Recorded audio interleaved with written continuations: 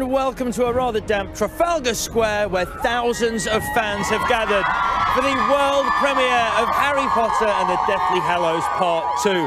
Now, it seems like only yesterday that Harry, Ron and Hermione were fresh-faced first years, but now, 7 movies on, they have their biggest challenge yet. Harry Potter, the boy who lived, come to die.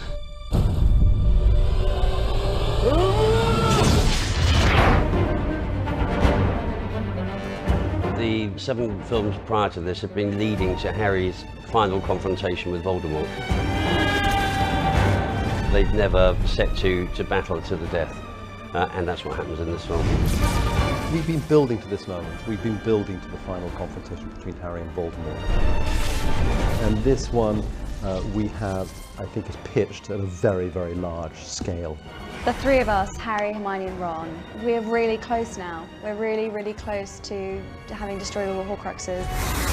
We're kind of on this kind of mission, and we've kind of got a lot further than we did in part 1. If we find him, we can end this. Harry's on the search for these Horcruxes. He's got to kill these Horcruxes, because if he kills these Horcruxes, he kills Voldemort. The final confrontation takes place at Hogwarts, and this really was the safe place for Harry, but it's no longer that. Voldemort's trying to sack and destroy the school, while Harry's in the school trying to find the Horcruxes to kill Voldemort. So it's this race against time. This is a war. It's a battle situation where people that we care about are dying. It's not just some fantasy wizards and stuff. They're actually people that we've grown to know very, very well over the years. You have to remember that we're starting a film right in the middle of a story, right in the middle of the book. So it's already pretty intense. We're kind of like, there's no easing anyone into it. Predominantly the main focus is how much more action-packed this is than any previous films. This film ultimately needed to be a big send-off for the series, but actually more importantly it had to have an emotional heart to it. You'll stay with me. Always. Until the end. Where most people would turn tail and run, Harry marches steadfastly forward, knowing that he's heading towards quite an unfortunate outcome. You've kept him alive so that he can die at the proper moment. I think it's going to shock a lot of people, really, 'cause it's quite violent and really tells the story in quite a kind of true and graphic way, really.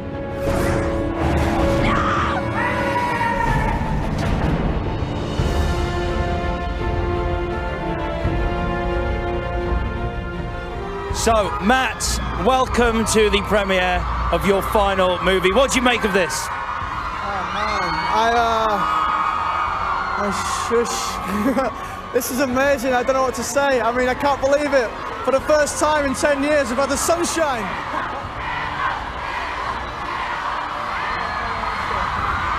Oh, bless you all. It's special, isn't it? It is. It's emotional. And when you hear that many people chanting that, I mean, I don't know, 10 years playing this character, it means a lot. Thank you.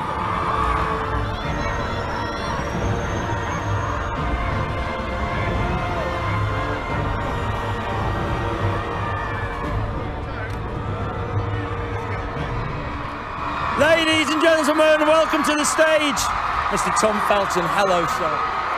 What do you think that you've taken away from the Harry Potter movies and being in them? I've got a bunch of memorabilia. Did you really? Have you stolen? You can tell us. There's no one else here. Have you stolen any props from set? Did you walk away with anything? Just between you and I, Alex? Just between the 2 of us. I didn't, actually. I wanted to get a wand, but I got Draco's ring. He has a Slytherin ring that I kept, which was nice. Yeah. So that was cool. But yeah, so what was the original question? I've gone off on a tangent. What are you going to take away from the experience? Well, hopefully a lifetime of friendships, and hopefully some of these great actors that I've had the chance to work with have rubbed off on me, such as the lovely Michael Gambon. Absolutely. Joining us on stage now is, of course, Michael Gambon himself, Albus Dumbledore.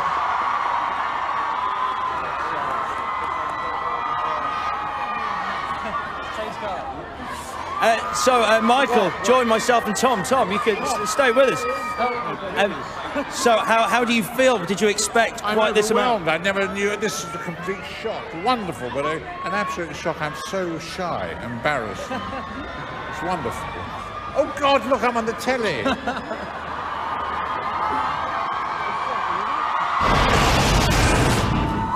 Ron Weasley may have started these movies as Harry's comedy sidekick, but as the series has gone on, he's found himself as much a part of the action as anyone. And as Rupert Grint's many fans will find out, in this final film, he takes Ron to the next level.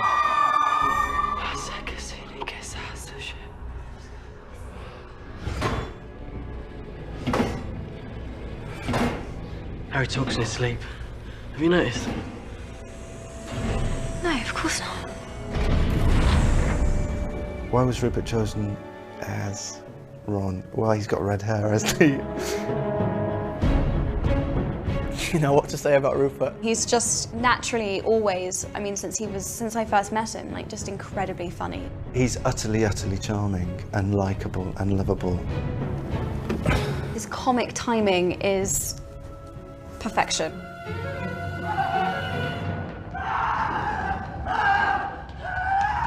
I'll set the bloody place on fire! I came into it quite flukily, really. It was just, I sent in this videotape of me rapping to Newsround.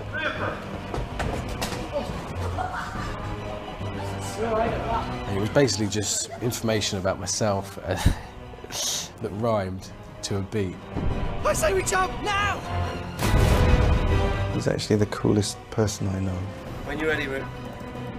And action. Very laid back, very easygoing, and a really sweet, sweet man. Brilliant. You could never imagine arguing with Rupert. I couldn't even imagine what an argument with Rupert would be about. I don't know how he can go from being just a kid to Rupert Grint, Ron Weasley, you know, in all his films, making multiple films that he's made, winning several awards, and yet still just be like, oh, yeah, it's all right.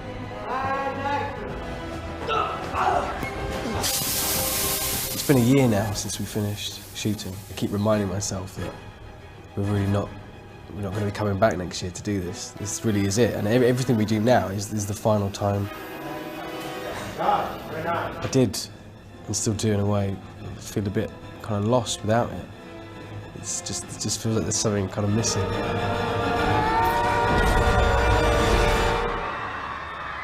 Ladies and gentlemen, Mr. Rupert Grint. The first question is obviously going to be, what do you make of this? I can't believe it. It just doesn't seem real. Yeah, it's been a very kind of emotional week, really, because I mean, it's been hard for me to really come to terms with the fact that this is over, and it's so great to see everyone here. It's just amazing.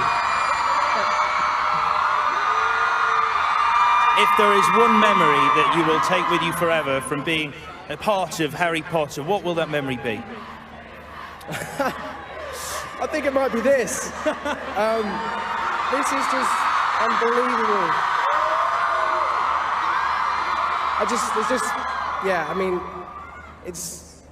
don't know what to say, but I just want to thank everyone really over the years for the support, because, I mean, these people are what it's all about, really, and why we love making these films. And yeah, it's going to be hard to not have this anymore, definitely. Well, Rupert, I will let you go and enjoy this phenomenal premiere. Thank you very much.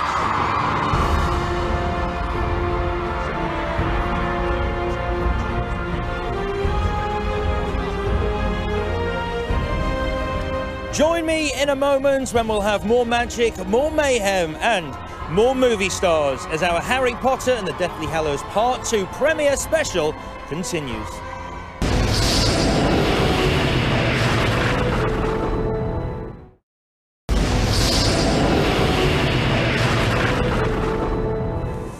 Hello and welcome back to the Harry Potter and the Deathly Hallows Part 2 premiere special. I'm here in London's Trafalgar Square, the home of history, grandeur, tourists and pigeons. And for one night only, some of the world's biggest movie stars.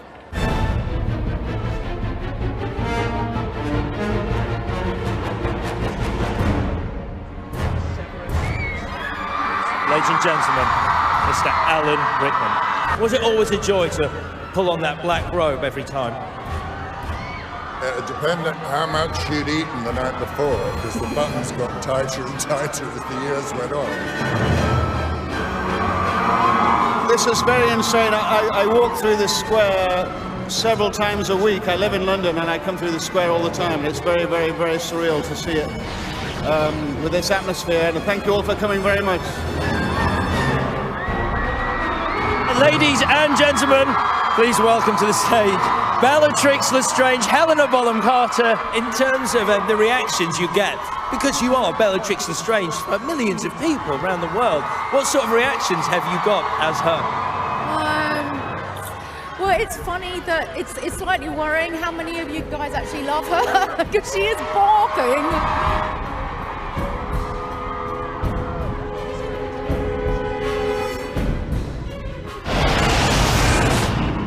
So if Harry is the heart and Ron is the soul, well, that would make the brains Hermione. And like the character that made her world famous, Emma Watson has a little bit of magic about her. It's literally been my life. I don't remember much of my life before I was in these films. 3, 2, 1, go! Emma's obviously ridiculously clever, and I think that shines through, you know, with her character. Emma is really ambitious and she's really tough on herself. So in a way, all those qualities are very Hermione-ish. Great. Right, good. The whole of that first movie was just like a blur. It's kind of, I was so excited every single day. It was like, I must have been exhausted, but I was, you know, I was like 10 or 11 when I did that first movie, but it just kind of like flew by. It was incredible. We've got to plan, we've got to figure it out. Hermione, when have any of our plans ever actually worked? We plan, we get there, all hell breaks loose. It's been how I grew up. It's been my family. It's where I went to school. It's where I learned everything I know. It's changed my life completely. Ladies and gentlemen, she is the woman who made Hermione Granger her own. Please welcome to the stage the gorgeous Emma Watson.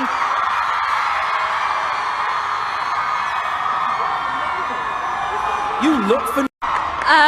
I'm going to voice what I think everyone in the crowd is already thinking, which is that, Dan, you didn't get lucky. You were and are the perfect Harry and will be forever. Thank you. I know that's not really my place to say, it's actually Joe's, but she chose Dan too. I want to say thank you to David Barron and David Heyman. You've both been like fathers to me. David Yates, you taught me so much more than, you know, I'm so lucky to take everything that you've taught me with me. Steve Clovis, you gave Hermione the voice that I so hoped she would have, and she would have, and I'm so grateful. She's every bit as strong and beautiful and great as she is in the book, and I'm very grateful. Joe, thank you for writing these amazing books and for being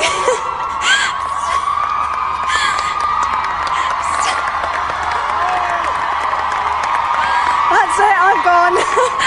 But such a role model to me in real life.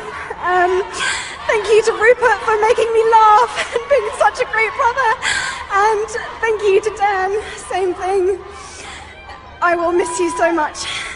And thank you to Warner Brothers for making these films the way they should have been made and giving them the support that they needed. And we went out as we should have done, on a bang, and I'm so proud to have been part of this. So just thank you so much.